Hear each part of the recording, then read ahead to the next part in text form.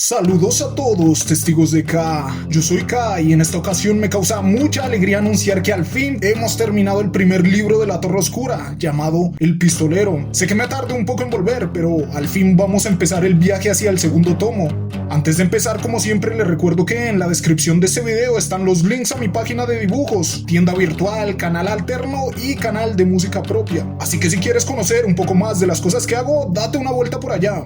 Sumado a esto, también encontrarás las maneras de aportar de forma monetaria si te es posible a este canal para poder continuar con su crecimiento. Estaré siempre eternamente agradecidos con todos ustedes que nos apoyan. Este tipo de video lo haré cada vez que termine de resumir alguno de los libros de la Torre Oscura y serán una opinión y barrido general de las cosas que sucedieron a lo largo del tomo. Así que si no te has leído La Torre Oscura, El Pistolero o no te has visto todos los videos que resumen este primer tomo, ve a verlos al canal y luego retornas aquí. Entonces, sin darle más vueltas al asunto, vamos a empezar. Si tuviese que describir la experiencia de leer el libro del Pistolero en una sola palabra, claramente esta sería agridulce.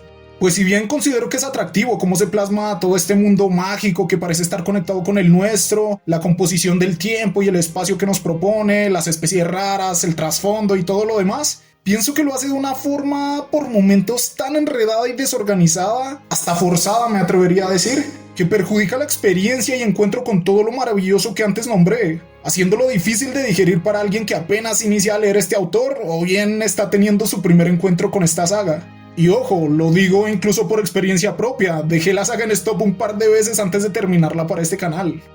Ey, aquí hago un paréntesis para decir que hablamos de este tema en mi podcast con uno de mis booktubers favoritos, Iván G. Reviews, quien también ha abarcado esta obra y muchas más en su canal. Les recomiendo que vayan a verlo, tuve algunos problemas técnicos, pero siento que salió perrón. Los links están en la descripción como siempre. Pero bueno, con respecto a lo anterior, es el mismísimo King, autor de esta obra, el más consciente del mal inicio que tuvo. Pues sin mucha pena nos lo hace saber en el prólogo, ¿no? Donde adjunta lo jodido que puede llegar a ser este tomo debido a diversos factores, como pueden ser que inició a escribirlo a una edad bastante joven. Y en consecuencia, su escritura y planteamientos pueden pecar de inmaduros o excesivamente técnicos y pretenciosos. Seguido de que en un principio no tenía muy claro cuál sería el camino que tomaría la saga, y con el agravante de que este primer tomo se construyó en base a la unión de diversos relatos, que en un principio fueron publicados por separado y luego se unieron para dar forma a este primer libro que en un principio se llamó La Hierba del Diablo, versión que por cierto me gustaría leer para compararla con estas últimas ediciones. Posteriormente, con sus correcciones y reediciones, terminó por titularse El Pistolero. A pesar de la complejidad innecesaria del libro, el cómo se comporta el autor con respecto a este tema me agrada. Pues seamos claros, un autor con su renombre y recorrido fácilmente podría decir alguna babosada como que, no sé, El Pistolero es una obra compleja, a propósito, hecha solo para buenos lectores, quitándose responsabilidad. Pero no, King afronta la situación diciéndole directamente al lector cómo ha sido el proceso de pulir esta entrega para que pueda tener coherencia con las demás. Y como si no bastara con eso, confiesa algo que podría ser chocante para muchos lectores que nos partimos la cabeza empezando este libro o casi lo dejamos en el camino. Y es el hecho de que, si bien modificó cosas para ser concisa con el futuro de la saga, los cambios estructurales del libro fueron pocos en un afán de guardar la esencia de aquel King que escribió ese libro siendo muy joven. Una decisión, digámoslo, un poco romántica y sentimental, ¿no? Teniendo en cuenta que pudo haber vuelto más lineal el caos temporal que es el comienzo de esta entrega. Pero a fin de cuentas es una decisión artística que trata de ser fiel a su identidad de años atrás. Contraproducente si me lo preguntas, eso sí, porque claramente sacrifica mucho el enganche que puede generar. No se puede negar para nada que este es un comienzo difícil, pero creo que vale la pena darle la oportunidad. Así que no te rindas, lector. No sé ustedes, pero todo lo que rodea el mundo de esta historia me intriga demasiado, pues es una especie de western posapocalíptico, futurista, con viajes interdimensionales, magia y bueno, un montón de cosas que ya decirlas juntas suenan alocadas. A medida que iba leyendo, la verdad me impresionaba el potencial que puede llegar a tener una saga de este nivel. Claro que todo depende de cómo King juegue con todos estos detalles. Se podría decir que los ingredientes están sobre la mesa y son muchos y muy distintos, pero que en buenas manos pueden terminar en algo exquisito. Así que veamos algunos detalles que me parecieron bastante relevantes. Primero, tenemos el asunto de la perdición total que nos plantea este universo. Un panorama posapocalíptico más preocupante que el de muchos universos que he visto en otras obras y medios. Acá no es solo un virus zombie, un conflicto de naciones o una invasión. Parece ser que es un poco de cada una de estas, pero aparte la principal amenaza es algo que, si me lo preguntas a mí, puede ser incluso más preocupante, y que en la obra se retrata con el nombre de "el mundo se ha movido". Algo que se traduce en un deterioro generalizado del tiempo, del espacio, de lo físico, de todo. O sea, si te pones a pensarlo bien, es un panorama jodidamente desesperanzador, donde no hay hacia dónde correr, se está marchitando tu universo entero. ¿Y cómo carajos alguien huye de su propio universo? Es una condena en toda regla. Es como si una mañana te levantaras y los días empezaran a pasar más rápido o más lento, que los edificios de tu ciudad empezaran a corroerse de manera acelerada, que las distancias entre sitios empezaran a distorsionar. De pronto tus familiares, no sé, empiezan a envejecer más rápido o más lento, y algunos se tornan hostiles o ya directamente ni te reconocen. O sea, sería algo muy difícil de llevar, un deterioro de la civilización de la forma más literal posible. Además, se nos dice que todo esto está relacionado directamente con la torre, que es el pilar del espacio y el tiempo. Esto fue lo que nos dijo Walter.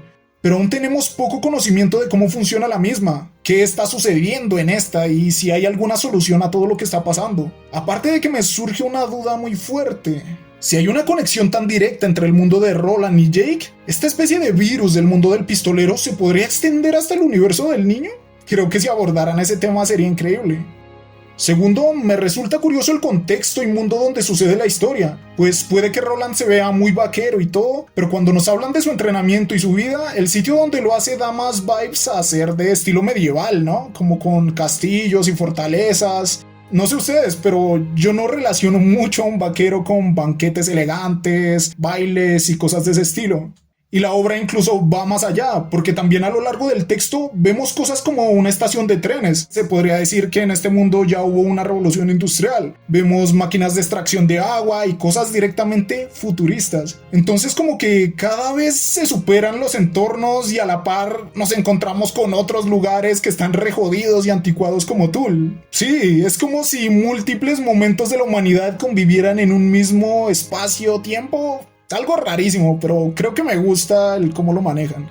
Y tercero, me emociona saber más de la mitología que rodea esta historia. Quiero ver más de los pistoleros, que son casi como guerreros sagrados con sus propios códigos y rituales. Una casta guerrera que, si bien se nos dice que pereció, aún no se ha explorado a fondo su importancia y legado en este mundo, pero parecen ser bastante relevantes, pues la gente se impresiona mucho al ver que Roland es uno de ellos.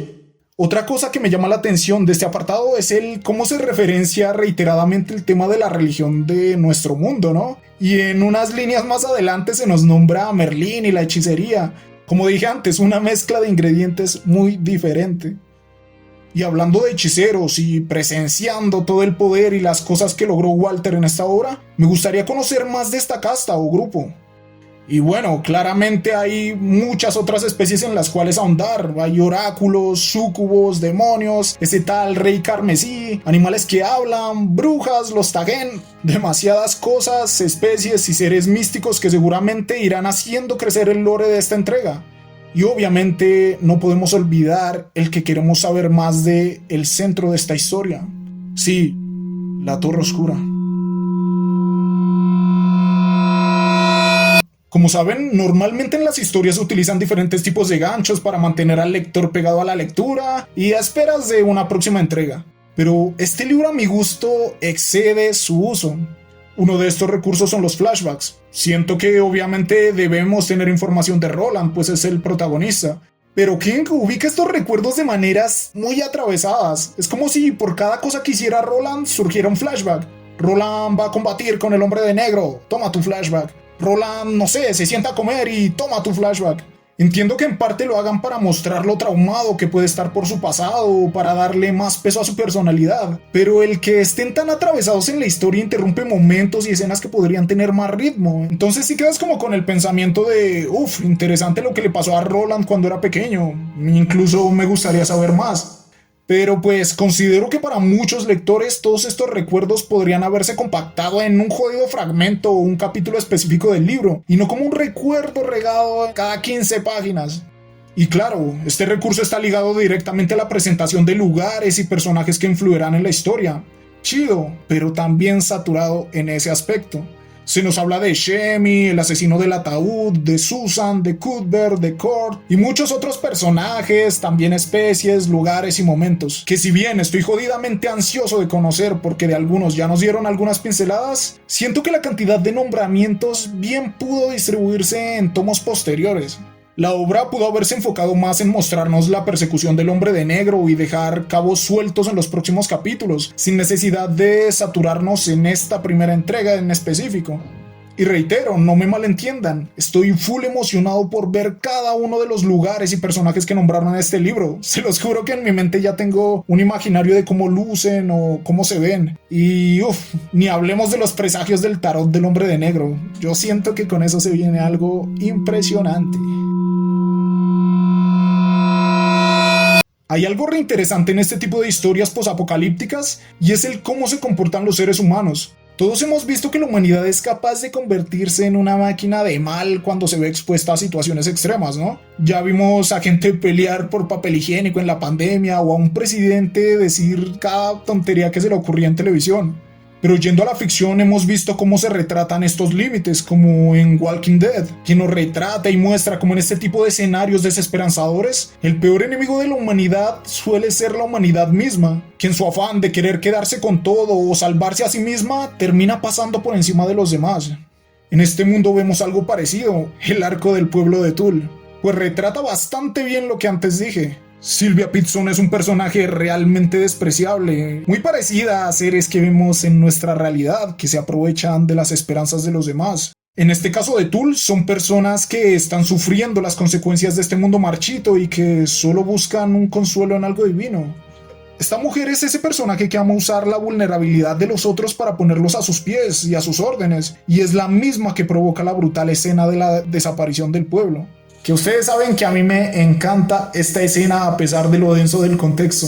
Con respecto a ella, nunca me quedó muy claro lo del demonio en su interior, pero no le he hecho mucha cabeza porque pienso que es algo a desarrollar más adelante y que se liga mucho a Roland.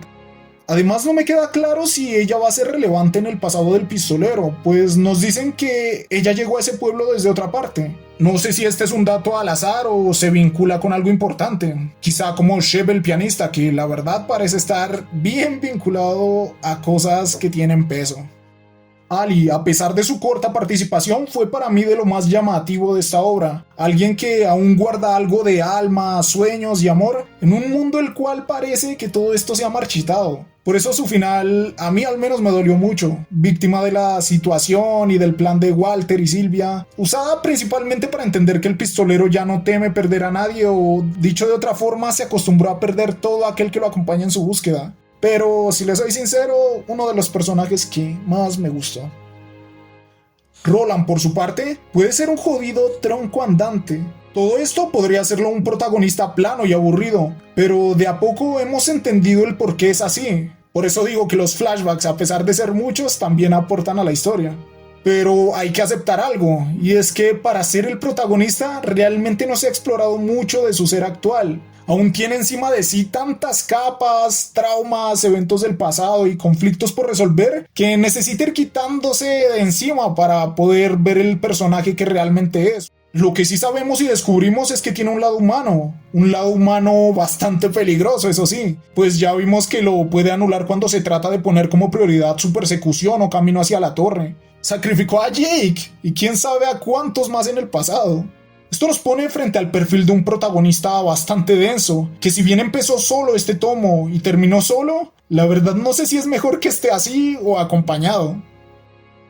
El chamaco Jake me pareció un personaje encantador por su carácter y forma de ser, pero es el personaje más salado de la vida. Me da pesar porque es usado para mal toda la historia. Primero, para mostrar el aspecto multiversal, que la verdad se puede usar cualquier tipo de entrada a este mundo. Un portal, una máquina, magia o algo así. Pero no, ¿quién dijo que lo aplasten, mi papá?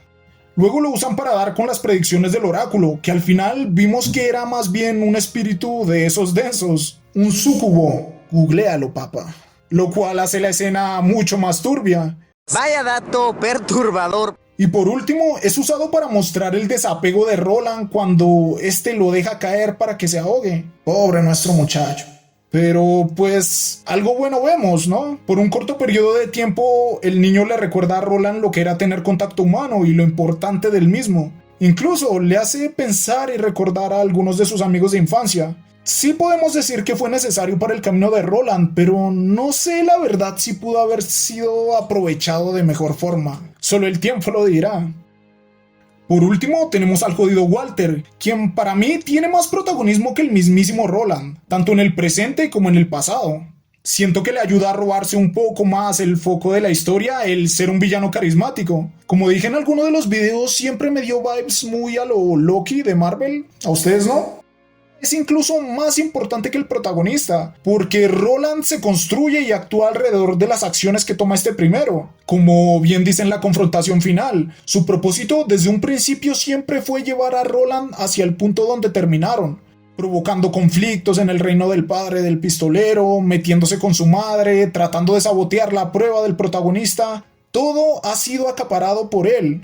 Lo loco es que a pesar de esto nos sale con la sorpresa de que no es el villano principal y de la nada desaparece. Como si no hubiera estado joda y joda en todo el libro. Siento que cumplió su propósito, pero ¿no les da la sensación de que fue muy importante como para desvanecerse así porque así? Me da la sensación de que así como se me parece mucho a Loki, al igual que este personaje va a terminar volviendo en algún punto de la historia. Y bueno, hay muchos otros personajes interesantes como Cord, que pareciera ser un ser bastante perceptivo, al punto de darse cuenta de todo lo que sucedía con Martin en su momento, y todos los otros amigos de Roland, pero siento que los mismos pueden llegar a ser abordados mucho más en los próximos tomos, así que esperemos para poder hablar mucho más de ellos, si es que los abordan, obviamente.